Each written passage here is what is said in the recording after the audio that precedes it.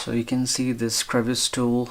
You can just insert here in this crevice here, and you can insert it. Kind of locks there, and you can clean the filter by pressing this one. Press here this dirt cup release, and it comes off. And here you can see the filter. You can see the lock over there. Just turn it clockwise, and it can open there.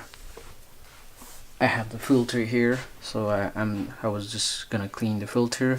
So once you clean the filter, put the filter back, and you can take this section over here too. You can see how the air is sucked inside. You can just pull it outside. You can see, just insert your finger there and try to pull it up, and you can clean this whole container.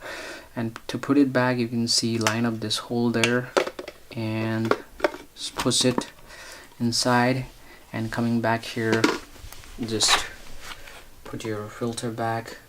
After cleaning the filter, I just put it there, and then you can just insert there and turn it counterclockwise, and you just kind of line it up here how the hole is there,